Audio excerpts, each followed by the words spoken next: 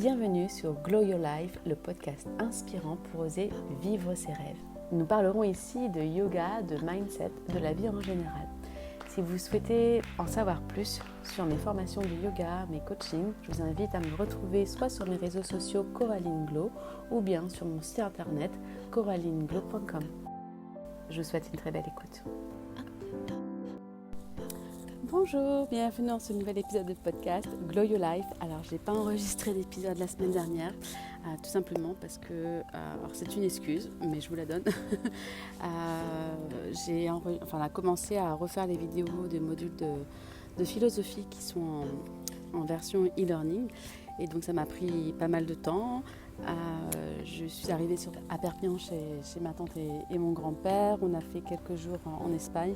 Et Kathleen, en ce moment, me réclame beaucoup, plus maman que papa, donc j'ai pas pu, ou voilà, c'était pas ma priorité d'enregistrer ce podcast. Donc vous voyez, j'aurais pu, je pense, vers minuit et demi, 1h du matin, prendre mon téléphone comme je suis en train de vous parler et le faire, mais bon voilà, ça c'est une excuse, mais c'était pas ma priorité. Ma priorité, voilà, c'était prendre mon temps, le peu d'énergie que j'ai en ce moment pour les vidéos de philo et pour Kathleen et pas pour le podcast. Et voilà, c'est ok. Alors je me suis dit au départ, j'ai un peu culpabilisé parce que je voulais vraiment m'y tenir à un par semaine. Et puis bon, après j'ai dit bon, cette semaine au final c'est mort. Et là on est lundi et je me suis dit oula, si au final tu ne fais pas maintenant, ça va faire 15 jours et 15 jours après tu vas commencer vraiment dans ta balance, ok c'est pas ta priorité mais je sais que je vais commencer à...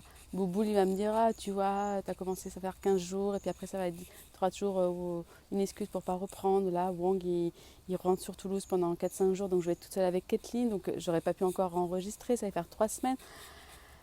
Donc là, je me suis dit, allez, j'y vais. Wang est parti avec Kathleen faire 2-3 courses. Moi, je suis en train d'enregistrer avec Brigitte les vidéos de philo. Donc, j'ai dit à Brigitte, écoute, je te laisse devant la caméra.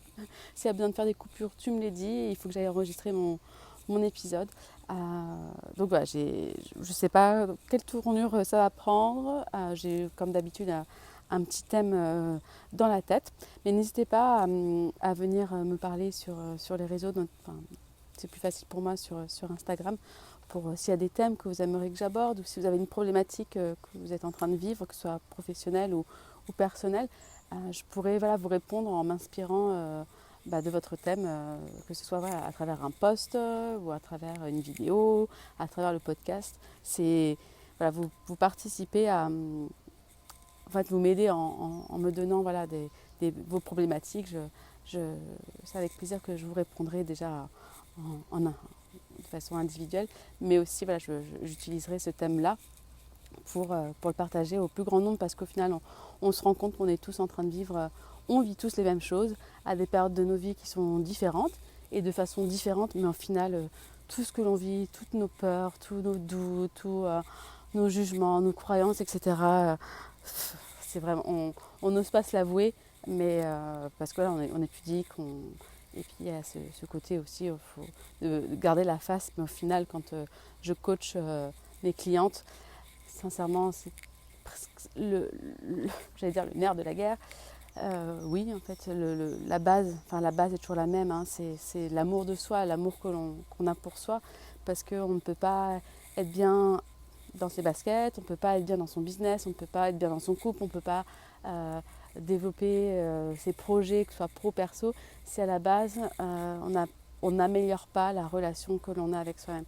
Et c'est vraiment, vraiment ça le plus important. Vous aurez beau payer une formation sur les stratégies pour que ce soit en développement personnel ou professionnel, stratégie Instagram, stratégie pour augmenter son chiffre d'affaires, etc. Mais ok, tu as une stratégie, ça peut marcher sur un court terme, mais la stratégie pour moi c'est vraiment le dernier step, le troisième step. Le premier c'est recréer du lien, une meilleure relation avec soi-même. En similaire, c'est pas l'un après l'autre, c'est l'un avec l'autre à des degrés différents, à un rythme différent, donc la relation avec soi, qui peut aussi se faire avec deux choses. En fait, c'est des compartiments qui ne sont pas hermétiques. Ils interagissent les uns avec les autres. Donc la relation avec soi, retrouver du lien avec son corps. Donc là, c'est là où pour moi ça a été vraiment une révélation quand j'ai pratiqué mon premier cours de yoga aux États-Unis. Donc repasser par le corps, parce que le corps c'est lui qui nous donne ce pouvoir d'action, d'agir, parce qu'on expérimente une vie matérielle. Donc si on n'est pas bien dans son corps, on ne peut pas être à l'aise dans soi. Et aussi le mindset, son état d'esprit.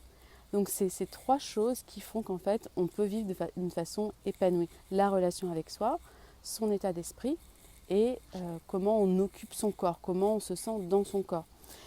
Et souvent le corps est le reflet de notre état d'esprit. Et quand je dis ça, alors ça peut être mal interprété comme d'hab, mais de toute façon tout ce qu'on peut dire peut être mal interprété. Il n'y a aucun critère de taille, de poids, d'amplitude, etc. Moi je l'expérimente avec moi. Quand je suis fatiguée, quand je suis tendue, quand je suis hargneuse, voilà, quand ça ne va pas, en gros, quand je ne suis pas agréable avec moi et avec les autres, mon corps, ne serait-ce que le reflet dans le miroir, n'est pas le même quand je suis beaucoup plus apaisée, reposée ou que j'arrive plus facilement à lâcher prise.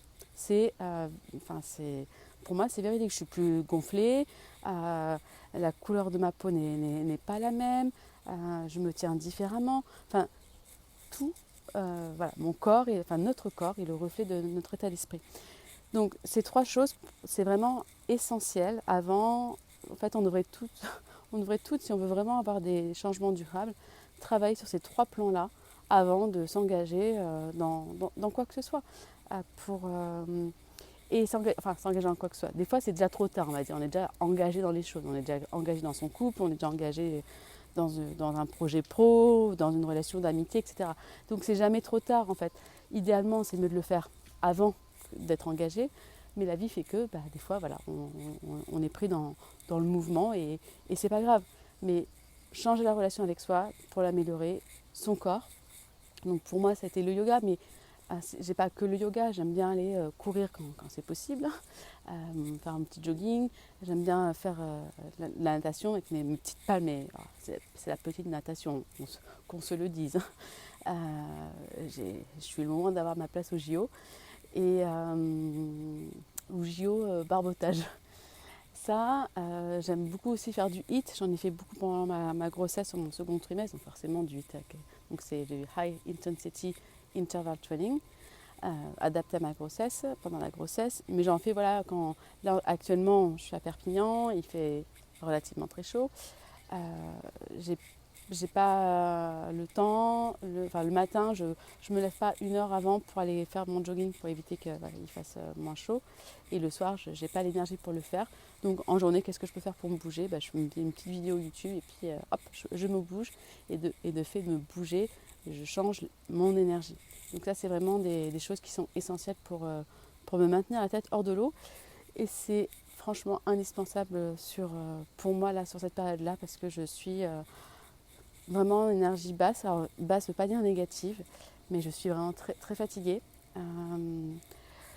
Parce que je dors pas, parce que mon sommeil est pas réparateur. Kathleen, franchement, c'est 4-5 fois où elle va se réveiller la nuit, se mettre assise dans le lit et commencer à chouiner. Elle me cherche, alors que habituellement, elle a toujours tété la nuit, mais elle ne s'asseyait pas en train de pleurer. Elle venait directement, comme on dort tous les trois ensemble, et elle se mettait au sein, et voilà, ça ne me réveillait pas. Mais là, le fait qu'elle s'assied, que je suis obligée de la récupérer parce qu'elle bouge, elle s'assied et elle peut être au fond du lit, etc. 4-5 fois dans la nuit, ça me fatigue. Ça me fatigue. Le fait dans la journée de ne pas avoir de... Là, en ce moment, j'ai même pas 1 heure par jour pour moi. Et je le vis pas très bien. Wang le vit mieux que moi, je pense. Enfin, c'est pas je pense, il se plaint moins que moi, donc il le vit mieux. Quoique, c'est un peu une croyance, ça. C'est pas parce qu'on ne le dit pas qu'on le vit mieux. Voilà. Mais du moins, il me le fait pas. Il est plus agréable parce qu'il ne se plaint pas. Mais c'est vrai que pour moi, en ce moment, c'est... Voilà. Je sais que c'est pas facile, mais je me rappelle que je ne suis pas la seule à passer par là, que ces étapes-là sont éphémères, qu'il faut juste que je fasse attention pour ne pas passer en énergie négative. Donc, par exemple, moi qui refuse jusqu'à présent de donner le biberon à Kathleen, même en tirant mon lait, parce que j'ai peur qu'après elle ne prenne plus mon sein, j'ai une amie là, qui m'a donné des biberons, j'ai des biberons avec moi. Donc, à tout moment, si je sens que là je vais craquer d'un point de vue énergétique, émotionnel, peut-être physique aussi, je ne sais pas, on verra.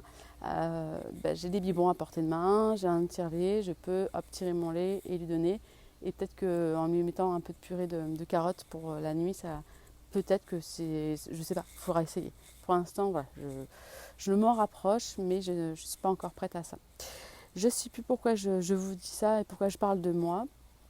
On revient au sujet, donc les trois, donc la relation avec soi-même, le mindset, changer son état d'esprit par rapport aux choses et le corps.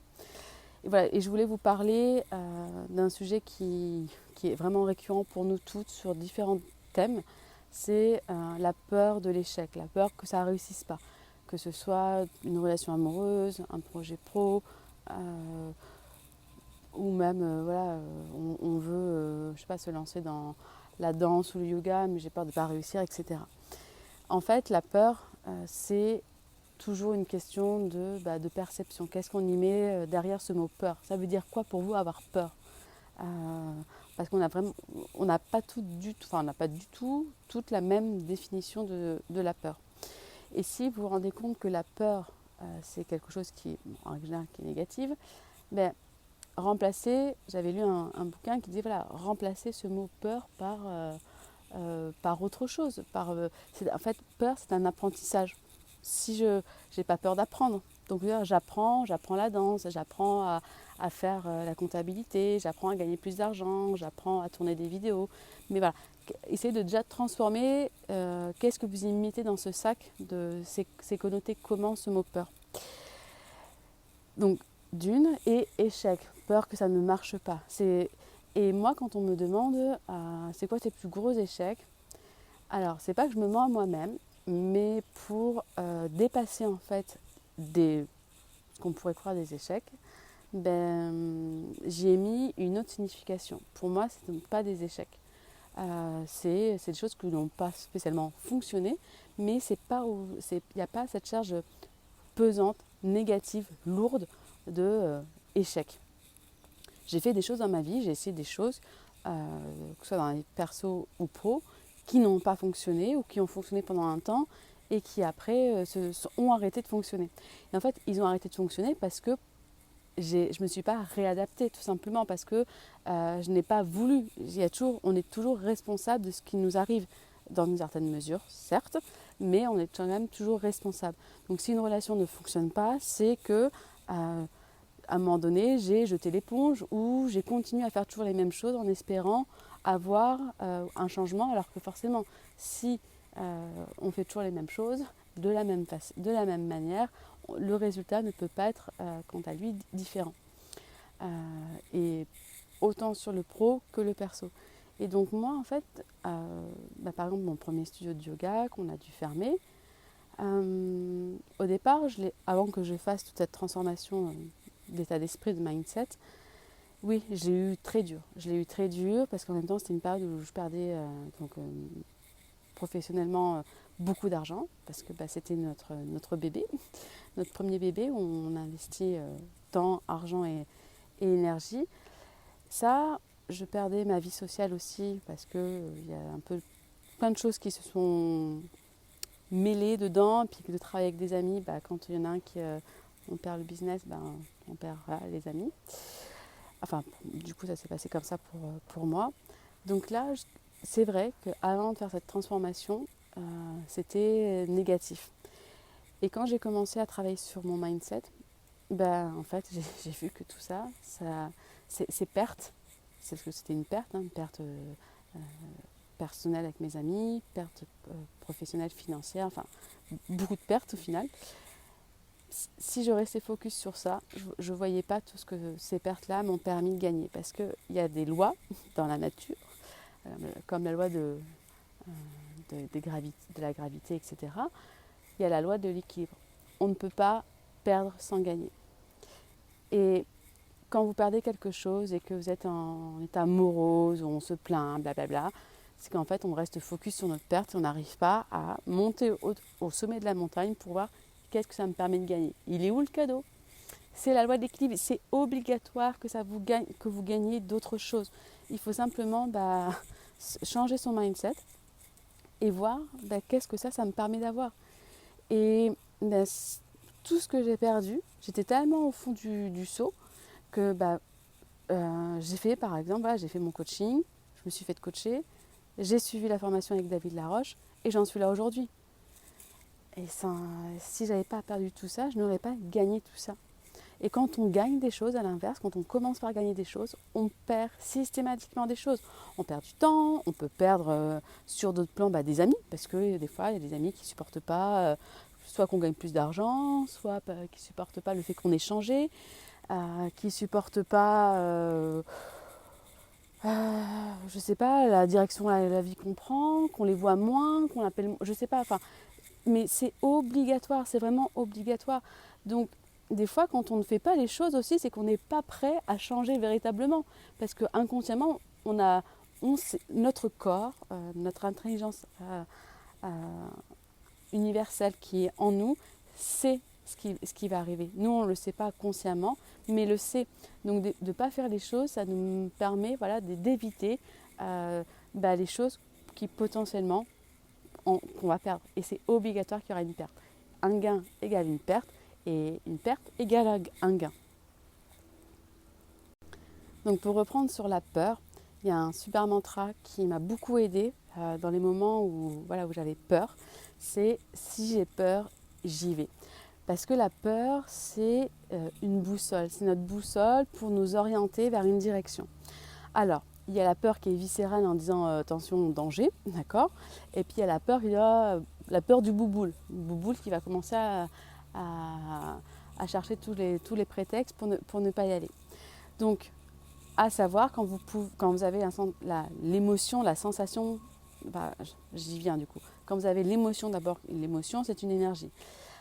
L'énergie de peur qui vient se transforme en sensation dans le corps. Donc, revenez au corps. Et là, on en revient au début de l'épisode où je vous disais que c'est important de travailler par le corps. Si le corps n'est pas reconnecté à soi, on n'arrive pas à percevoir les sensations du corps. Et c'est dommage parce que c'est un voyant qui nous guide en fait vers quoi on doit aller, où on voudrait aller. Donc, une fois qu'on a reconnu l'émotion de peur, on se connecte à la sensation qui passe par le corps.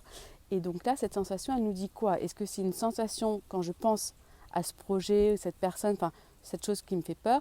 Est-ce que en fait, c'est une sensation d'expansion, donc de grandissement, d'ouverture, où c'est un peu excitant, il y a l'adrénaline, il y a de la peur, mais j'ai envie d'y aller? Ou c'est une contraction de fermeture, de repli sur soi, attention, il y a un danger, voilà. Donc la sensation c'est un bon voyant, mais à condition, toujours pareil, d'avoir au préalablement, un peu ratiboisé son corps, d'être venu le réalimenter par le mouvement. Parce que si on a déjà un corps fermé, sincèrement, vous n'allez pas avoir une sensation d'expansion dans un corps qui est verrouillé, où vous avez mal partout. Donc, forcément, je vais prôner le yoga parce que pour moi, c'est la meilleure pratique pour revenir dans son corps physique, pour atteindre aussi des couches plus subtiles, énergétiques, et aussi pour avoir une porte d'entrée au niveau de son mindset. Les trois sont liés et interfèrent les uns avec les autres. Donc voilà, donc la boussole, et savoir que cette sensation, c'est quoi? Est-ce que c'est une sensation d'expansion ou de fermeture? Parce que l'antidote de la peur, c'est l'action. Il faut agir. Agir pour ne plus avoir peur. Et ensuite, on réadapte au fur et à mesure quand on est en train d'agir. Ah bah tiens, au lieu d'aller de tourner à droite, de tourner la première à droite, je vais tourner la première à gauche ou à la deuxième à droite. Mais je ne peux pas avoir les réponses tant que je ne suis pas dans l'action. Nous, on voudrait, avant que de se mettre en action, avoir un plan bien défini, savoir exactement ce qui va se passer. Mais ça ne marche pas comme ça. Et heureusement que ça ne marche pas comme ça. Parce qu'en fait, les opportunités, nos meilleures opportunités pour nous, pour vivre la vie qu'on a envie de vivre, la meilleure vie, pour avoir le moindre regret possible avant qu'on meure, eh ben, c'est la vie qui a fait que on a les opportunités et les choses qui sont adaptées à nos désirs du cœur quand on y est, quand on est en train de les faire. Parce que quand on est en train de faire, on se réajuste, on se réaccorde dans l'action. C'est pas juste en passant par la pensée, ah, ce serait bien que je fasse ça. Ou quand on lit plein de livres, qu'on écoute des podcasts. Moi, j'écoute beaucoup de podcasts en ce moment et je lis énormément. Enfin, je lisais énormément avant Kathleen. J'essaie de relire le soir avec ma petite liseuse. Mais je mets en application. Je mets en application dans ma vie, je mets en application quand je transmets à travers mes formations de yoga, à travers les coachings, à travers les posts, à travers les podcasts. Je mets en application d'abord par moi et après je vous redonne tout ce que j'ai appris et tout ce que j'expérimente. Mais si c'est que de la pensée et je passe pas jamais à l'action, franchement, j'aurais beau, et vous aussi, hein, lire tout ce qu'il faut, écouter tout ce qu'il faut, sans passer par l'action, ça ne servira à rien, votre vie sera toujours la même.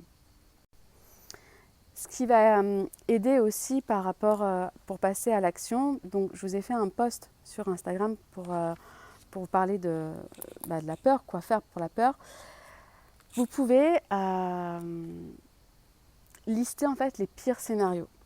Parce qu'en fait, sincèrement, pour avoir côtoyé, j'allais dire, la mort, en fait, à plusieurs reprises, j'ai côtoyé la mort. Parce que quand je devais... Alors, j'étais anorexique à cette époque-là, c'était à la fin de troisième. Mes grands-parents m'avaient emmenée en Tunisie pour me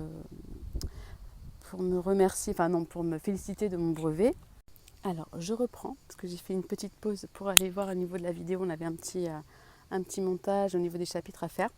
Bref, donc je vous disais que oui, par rapport à la mort, que je l'ai, on va dire, pas mal côtoyée. Et même avant que je parlais de ce voyage en Tunisie, en fait, là, ça me revient. Le premier événement où ça a été... Alors, je n'étais pas impactée directement. C'était, donc, je vivais à Tours, donc chez mes parents, enfin à Saint-Lancé, un village à peu près 15-20 km de Tours. Et il y avait un jeune en scooter qui réparait le scooter d'un copain. Et donc il a essayé, il n'avait pas mis de casque, il a dérapé sur des graviers devant chez ses parents, enfin devant là où il habitait, et sa tête a cogné contre un pylône électrique et il est mort devant la maison de ses parents. Et en fait, j'étais là, j'étais au bout de la rue, je l'ai pas vu à même, enfin, je l'ai vu le scooter, mais j'ai pas vu après l'ado tomber, mais j'étais là lors de l'événement. Ça m'a traumatisée. Je me revois courir dans ma chambre en pleurs, avoir mal pour lui, mal pour ses parents. Enfin, j'avais pas mal pour moi. Je me mettais à sa place, à la place de ses parents. Après, j'ai demandé à mes parents qu'on aille acheter un bouquet de fleurs pour sa maman. Ça a été vraiment un bouleversement. En plus, c'est à cette époque où je devais passer, je crois, ma deuxième communion, non, je crois que j'ai fait qu'une communion. Donc ma première communion. Déjà, je faisais du caté parce que j'avais pas le choix. C'est mes parents qui m'obligeaient à faire ça. Mais pour moi, j'avais aucun sens d'aller faire cette cérémonie. Pour moi, il y avait... En plus, déjà d'une, je voulais pas que mes parents dépensent de l'argent pour la pièce montée, pour le repas, etc. Même si au final, maintenant, c'était sympa de réunir la famille. Mais j'avais plus envie de me forcer à faire ça. Donc voilà, premier épisode de mort. Ensuite, quand mes grands-parents m'ont emmené en Tunisie, sur le chemin, on passe une super semaine en Tunisie. Parce que moi, en plus, à cette époque-là, j'étais anorexique, je ne mangeais pas et je m'étais autorisée à manger là-bas, donc c'était chouette. Et le soir, on rentre, on arrive chez mes parents et là, mon grand-père fait une crise cardiaque sur le canapé, mais il était à deux doigts en fait de partir. Hein. Il se vidait, il syncope, etc. Le samedi, j'ai vu mon grand-père mourir. Hein. Donc pendant pas mal de temps, l'odeur qui reste sur le canapé autour du salon, puis pouvoir s'asseoir dessus. Ça. Ensuite, j'ai pas été... on va dire que c'est un élément traumatique. Mon grand-père, après, a été opéré Midestène, hein, il est toujours en vie. Après, j'ai mon arrière-grand-mère qui est morte étouffée. Mais j'étais pas là et c'était l'époque, je sais plus trop où j'étais. Je pense que c'était l'année où je partais en Thaïlande. Non, peut-être pas, je devais être plus jeune. Mais j'ai pas trop de souvenirs à cette époque-là de où j'étais, qui j'étais. Mais ça m'a pas marqué tant que ça parce qu'elle avait Alzheimer en plus. Donc je l'ai vue être c'est pas évident ce que je vais dire. Je l'ai vue être une personne qu'elle n'était plus. Donc ça a été, c'est comme si la personne qui partait n'était déjà plus elle. Je sais pas si ça fait sens, mais c'est comme ça que je le perçois. Et plus récemment, ma grand-mère, qui est partie en 6 mois quand on lui a... Je crois que c'était un neuroblastome au cerveau. Je ne sais plus, peut-être que je dis une bêtise au niveau du nom. Enfin bon, elle avait un cancer au niveau du cerveau et de l'avoir accompagnée sur ces 6 derniers mois de vie, c'est là où moi ça a fait un choc, et un beau choc. Hein. C'était une tristesse, une période très difficile, douloureuse, mais qui a été bénéfique parce que je me suis remué les fesses pour me dire, mais attends, offre-toi la meilleure vie, tu te dois ça, tu ne peux pas passer à côté de ta vie. C'est à ce moment-là que j'ai investi 15 000 € dans la formation de David Laroche pour me former. Cette époque-là aussi, alors, si je réfléchis dans les périodes, les sens, où c'était à l'époque aussi avec Wang, où moi alors je sais plus si c'était avant, non je pense qu'elle était déjà partie, où du coup j'avais pris un appartement parce que j'avais besoin de prendre de l'espace et, et revoir si au final je voulais vraiment continuer la relation avec Wang. Je suis partie à Dubaï, je suis partie en Thaïlande, il m'a rejoint, il m'a demandé en mariage. On a changé d'appartement parce qu'on vivait dans un tout petit studio, enfin c'était un F2 mais c'était tout petit à Toulouse. Processus de FIV, etc. Enfin voilà. Et on en est là aujourd'hui. Et aujourd'hui, on va bien, on a plein de projets. Financièrement, on commence à sortir la tête de l'eau. Je change mes croyances voilà, par rapport au financier parce que pendant longtemps, j'ai cru voilà, qu'il fallait pas gagner d'argent ou je pouvais pas être une bonne personne si je gagnais beaucoup d'argent. Donc je me freinais au final. Hein, comme si aussi je pouvais pas être spirituelle. Alors que je voyais tout ce que j'ai fait. J'ai aidé beaucoup de gens. Donc je peux être qui je suis et gagner de l'argent. Mais d'où je viens, enfin, par mes parents, tout ça, gagner beaucoup d'argent, des grands patrons, c'est des voleurs, c'est des requins. Il y a ça, et puis il y a un schéma qui se répète aussi, c'est des faillites personnelles, où mes grands-parents ont fait une faillite personnelle, mes parents ont eu des gros problèmes d'argent. Donc en fait, je pense que mécaniquement, j'ai dû mettre en place un système aussi, me dire, attends, si j'en ai pas, je peux pas en perdre. Donc je me suis interdit d'avoir de l'argent. Donc on dit qu'on n'aime pas l'argent et on ne peut pas avoir ce qu'on n'aime pas. Donc là, je suis en train de revoir tout ça et pour m'aider, donc je me fais coacher, j'écoute pas mal aussi de podcasts sur l'argent pour changer mon mindset sur ça parce que au final, l'argent, c'est un outil qui me permet d'être mieux, de vivre mieux, de partager plus de choses parce que objectivement, je ne pourrais pas passer du temps à partager des choses gratuitement si je n'avais pas suffisamment d'argent aussi de côté parce que du temps, c'est aussi de l'argent. Et ça, il a fallu que j'arrête d'avoir cette pensée dualiste où voilà, si dans mes valeurs, si dans mes top valeurs, j'avais l'argent, eh ben, j'allais enlever l'une de mes valeurs principales qui est, voilà, je veux avoir la bonne santé, je veux de l'amour dans ma famille et l'argent. Mais c'est comme s'il fallait que je fasse un choix entre, par exemple, l'argent aussi et être en bonne santé. Alors que, en fait, j'ai besoin d'argent aussi pour être en bonne santé. Parce que être en bonne santé, ça passe tout d'abord par de la prévention, des cours de yoga, tout simplement, voilà, continuer à prendre soin de moi, continuer à partager ce que j'aime, continuer à me sentir bien avec moi-même. Ça passe aussi, j'ai besoin d'avoir de l'argent pour ça, me former, pour investir en moi. En fait, pour investir dans les autres, d'abord, il faut que j'investisse en moi. Et sans argent, je ne peux pas. À un moment donné, mon temps est limité. On n'a que 24 heures, on a tous le même temps. Et mon énergie est limitée également.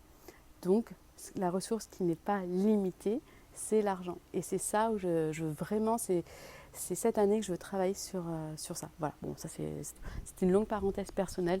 Vous voyez, de la mort, on est parti sur l'argent. Mais comme je suis en train de casser ce tabou de l'argent, qu'on est une mauvaise personne si on aime de l'argent, etc., je vous en parle parce que voilà, tant pis si vous m'aimez plus, si vous écoutez plus les podcasts, mais je veux travailler sur cette notion d'argent parce que l'argent permet quand même de vivre mieux, de faire plus profiter. Là, on était invité en Savoie du côté de Wang. Je vous avais dit, la famille de son beau-frère a un chalet à la montagne et c'était chouette. Et je me suis dit, je veux avoir suffisamment d'argent pour inviter toute ma famille une fois par an en vacances. Donc ma famille, côté de Wang, qui est très nombreuse, et mon côté qui est très nombreuse aussi. Donc, il me faut de l'argent. Et il n'y a rien de mal en ça. Par exemple, là, mes formations de yoga. J'aimerais vous emmener à chaque année dans un pays différent. Donc là, j'étais partie sur Bali ou le Cambodge. Les prix sont super chers. Ne serait-ce que l'hébergement et la nourriture, on est sur du 1800 € le temps de la formation. Et moi, à savoir, mes formations en France, je les vends, donc sans hébergement et nourriture, c'est 2900 € et en tarif early bird, on est à 2007.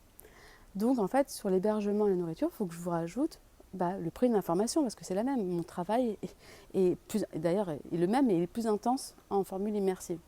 Donc, je suis OK pour enlever une proportion sur chaque personne parce que je n'ai pas de l'espace de location, du coup, à louer, parce qu'à la péniche, même si c'est à moi, je loue à l'entreprise. Mais au final, ça ne va pas descendre à moins de... là, je crois le calcul, mais je ne peux pas descendre à moins de 2005. Donc, ça fait une formation avec donc 2005, je dis 1008. Donc on est à 4003, 4000, ça les vaut, 4003, mais après il faut rajouter le vol, on va dire 1000 €.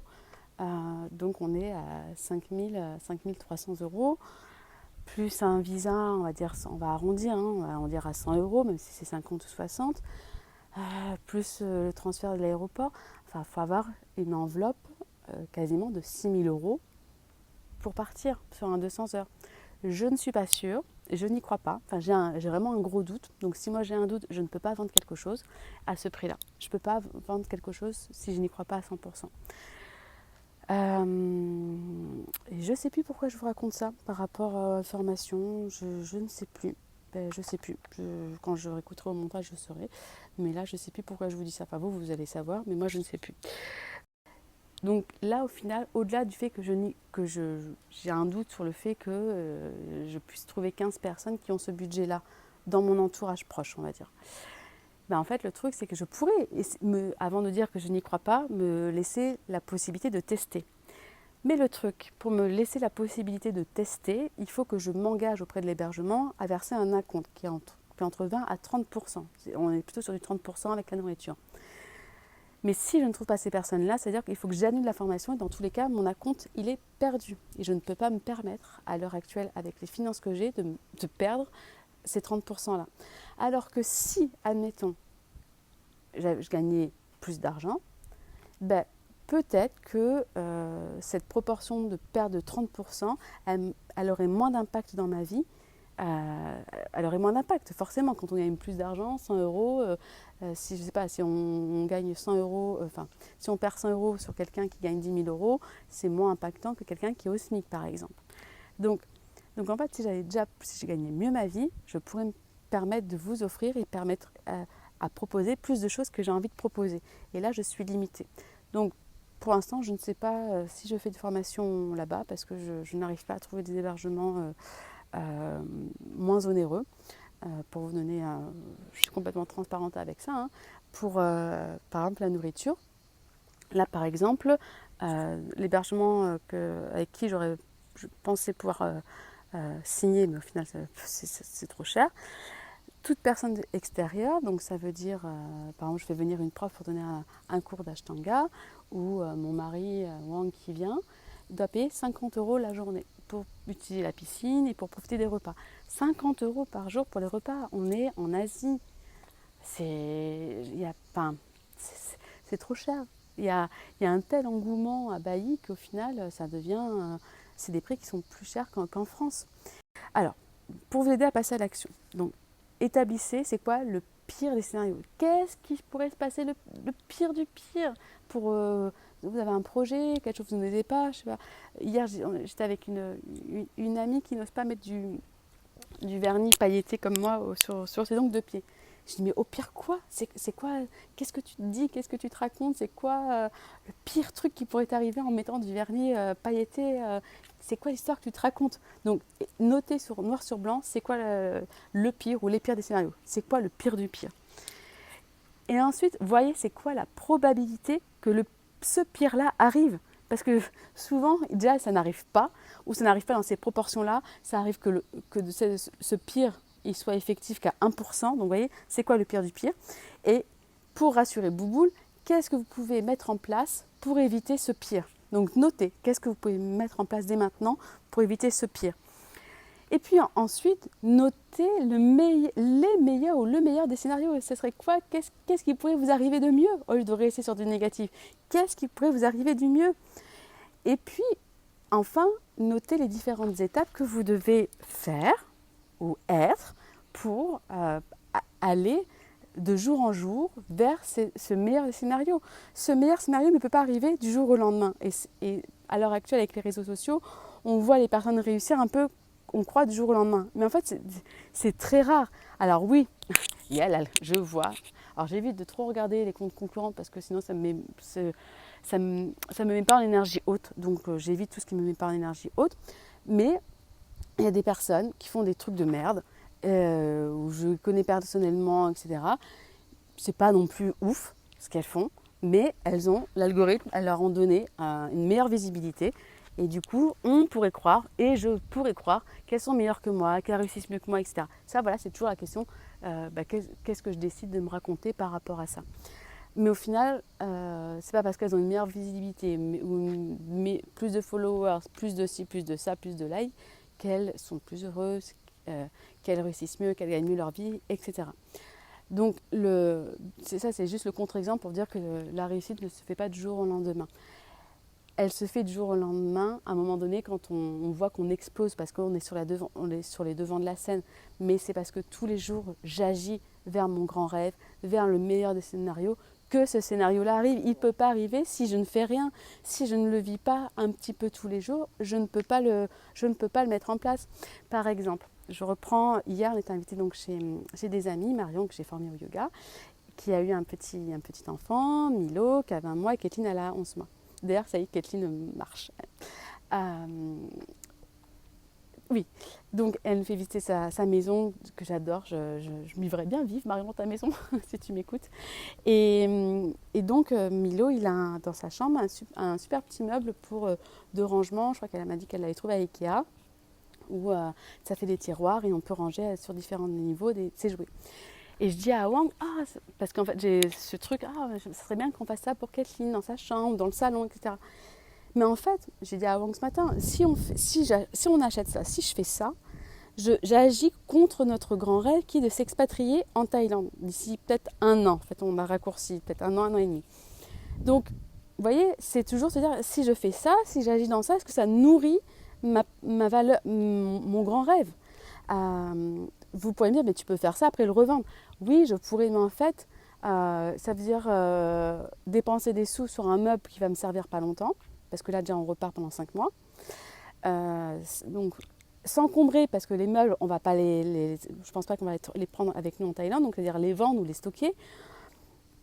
Et au-delà de ça, c'est le temps, l'énergie et l'argent que je vais mettre pour acquérir ce meuble, et puis l'installer et le mettre dans notre espace de vie, et ce qui contribue à notre grand rêve, à notre grand objectif. Non. Et Kathleen n'en a pas besoin pour être plus heureuse, plus épanouie, etc. Vous voyez, je vous donne cet exemple-là pour essayer que vous puissiez vous transposer tout ce que je vous dis de théorique à votre vie pratique. Et donc, voilà, des fois, c'est vrai que la maison de Marion, je me verrais bien vivre, mais en fait, on pourrait se faire un crédit à la banque et puis se dire, voilà, on s'établit, on achète une maison comme ça, et on a le même environnement que Marion. Mais est-ce que ça contribue à notre grand rêve? Mais non, nous, on ne veut pas ça, c'est pas la vie qu'on veut. Nous, on ne veut pas avoir à cuisiner avec Wang. Donc, il faut un pays où on cuisine pour nous. Pour l'instant, on n'a pas les finances d'avoir un cuistot en France qui cuisine pour nous. où on peut avoir ce genre de choses-là? Dans des pays où le niveau de vie est moins élevé par rapport à notre pouvoir d'achat. Vous voyez, c'est tous ces petits trucs-là qui font que de jour en jour, je marche vers ce scénario-là. Mais vous ne pouvez pas réussir et avoir ce que vous voulez si vous ne commencez pas à faire un pas après l'autre, chaque jour, chaque jour, chaque jour. Donc faites des sous-étapes. Je vais m'arrêter là parce que Kathleen et Wang ne vont pas tarder à revenir. Puis Brigitte a besoin de moi parce que comme on est en train de filmer, j'ai la caméra qui coupe, je crois, toutes les 20 minutes ou 21 minutes. Enfin bref, il faut que j'y retourne. Voilà, c'était un épisode du cœur parce que, comme d'habitude, ce n'était pas préparé. Je n'avais pas le temps de préparer, mais je tenais vraiment à ce que vous ayez cet épisode-là cette semaine, comme j'ai fait ce post-là lundi sur Instagram sur la peur de l'échec. Et donc remplacer la peur de l'échec par j'apprends. On fait tous des faux pas, et c'est pas parce qu'on fait des faux pas qu'on est des ratés. Voilà, je peux rater quelque chose, mais ce qui est un événement, ça n'en fait pas une caractéristique de qui vous êtes. Plus on fait les choses en fait, et on rate les choses, moins on a peur en fait. Plus je fais du vélo, moins j'ai peur de tomber, de faire du vélo parce que je maîtrise. Et de temps en temps, je peux faire une chute.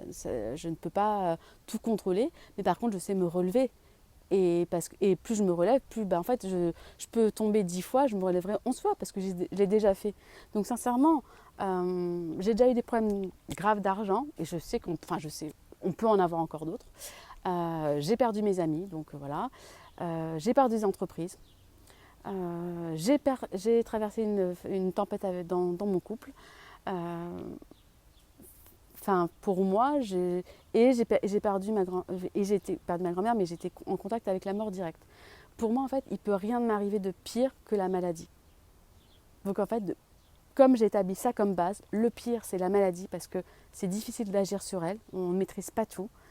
En fait, franchement, j'ai plus peur de rien. Enfin, je ne vais pas dire que j'ai plus peur de rien, parce que des fois, il y a des petits trucs, des broutilles, peur de regarder l'autre, etc., qui vont revenir me titiller de temps en temps. Mais en gros, les gros projets, choses comme ça, en fait, non, j'ai peur de rien. Bien évidemment, je ne me lance pas comme ça sans assurer mes arrières, mais je sais que je peux le faire. Et si je ne peux pas le faire moi toute seule, je me fais aider, accompagner, mais je sais qu'il y a une solution. Voilà, écoutez, je vous laisse là pour aujourd'hui. J'espère que cet épisode vous aura plu. N'hésitez pas à liker cet épisode sur votre plateforme d'écoute préférée, à vous y abonner. Ça m'aide vraiment et ça me motive sincèrement à continuer à partager sur le peu de temps que j'ai ces choses-là avec vous parce que je veux continuer à le faire. Mais à un moment donné, voilà, dans ma balance temps-énergie, et il y a des moments où je peux moins le faire, comme ce qui s'est passé la semaine dernière. Mais le fait que vous soyez là à interagir avec moi, soit en laissant un commentaire ou en vous abonnant ou en likant, en fait c'est une preuve, c'est la matérialisation de ce que je fais. Ça ne sert pas à rien et ça me motive. Ça, au-delà de dire c'est d'un point de vue égotique, c'est chouette, elles ont aimé. Non, c'est au final si j'ai pas un miroir c'est pour me montrer la direction aussi que vous aimez et que je continue à faire ça. C'est vrai que dans les moments où je suis un peu en énergie basse, si j'ai pas ça, ça me motive pas à continuer. Je vais faire autre chose. Donc tout dépend pas que de vous. C'est pas ça que je dis, mais c'est un peu le côté paillette à tout ça. Et je suis Madame Paillette et on a tous besoin de paillettes dans sa vie et la première, c'est moi. Je vous souhaite une très belle journée si vous écoutez ce podcast dans la journée ou une très bonne nuit si vous écoutez proche de la nuit ou en pleine nuit. À bientôt.